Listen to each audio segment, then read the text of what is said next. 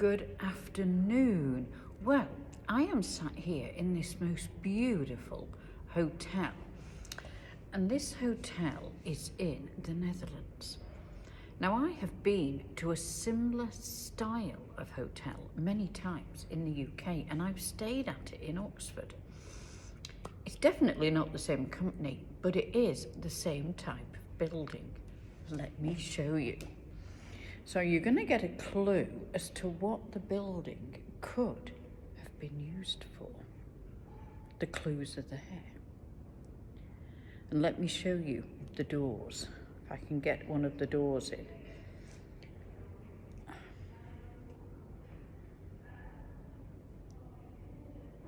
Have you got it? I'm in a jail. A jail that has been converted to a hotel. There are many of these. I've come across them. The company is Van der Valk. Not to do with the TV programme. Nothing at all to do with that very nice young man, Mark Warren. And I do hope that comes back very, very soon, because I loved it. It is an exceptionally beautiful hotel. Absolutely stunning food and drink. And today, for Wine of the Week, it is a beautiful red. What I want you to take note of is the glass. Look at that. This is where you do this swirly business to get the beautiful aromas.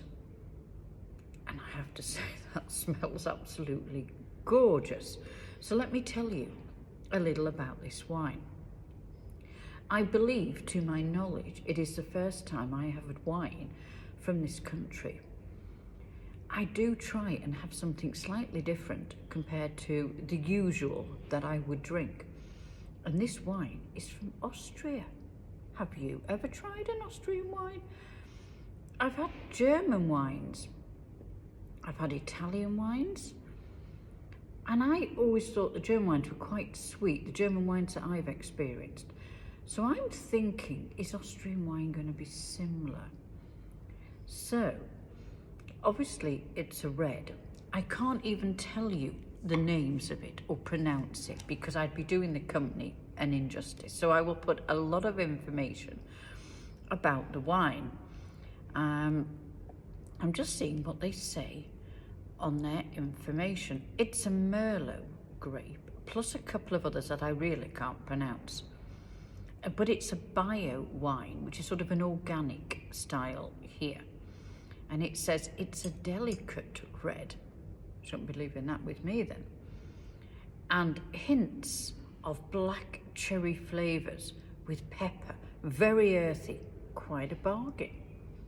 Now this glass itself is €12, which I don't think is excessively expensive for a glass of wine. And the whole bottle was 62, which again, I don't think I'd buy that much. But for a nice glass now and again, I've got some lovely little nuts and spicy little nibbles that they give you as well.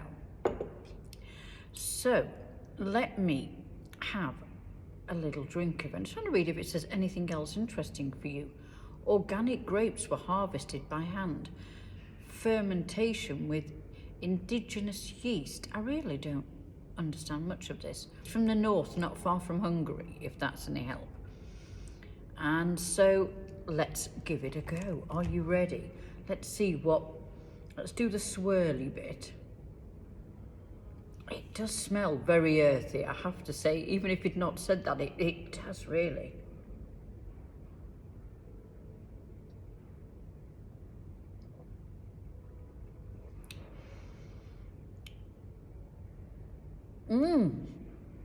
Oh my word, that is quite sweet, I have to say. Not sweet, sugary sweet. Obviously the cherries are in there somewhere, but those grapes are delightful. You would have to drink that quite slow with a beautiful meal. I could imagine that with duck. Duck and cherry. Can you imagine? You'd be doubly cherried then, wouldn't you? The wine bit of the week. I don't like to whine particularly, nor to moan. It's more of a constructive thing, I think. I recently tried to unsubscribe to a lot of sites because I've changed my email addresses. I have no more UK email addresses. They're all Gmail. The email addresses I changed were all from BT, even though I don't have a broadband anymore and haven't had for a couple of years or more. You can still keep the email addresses. Little information for you if you didn't know that. If you didn't want a broadband but you want to keep your email addresses, you paid, I think it was £7 or £7.99 a month, and you can keep them as long as you like. So you keep your main email address and you can open sub ones, and it's worked wonderfully. But I thought, do I really need them anymore? I've got quite a few Gmail addresses, so that's what I've gone with. So as emails came in to the BT addresses, I either unsubscribed or hope to have unsubscribed. You scroll down to the bottom of any email and there should be, now it says it's required by law. You'd be amazed how many don't have the unsubscribe button. So then you write to them or you go onto the site. Say you want to come off a site that you're getting all the emails. Try and log in, your password doesn't work. You get a new password, you go into it. You try and find how to unsubscribe. Isn't it interesting? Under 10 seconds you press that subscribe button, you try and unsubscribe. They want to keep you for life. You're on the Christmas card forever list. So there we are, Whine of the week and Whine of the week. Let me take you on a little walk up and down. So, behind are all the beautiful stairs, all the raw tie-in with all the jails, all the cells behind them. I think it's fabulous. I said I've stayed in the one in Oxford, the Malmaison. If you get an opportunity, do go, because it is beautiful.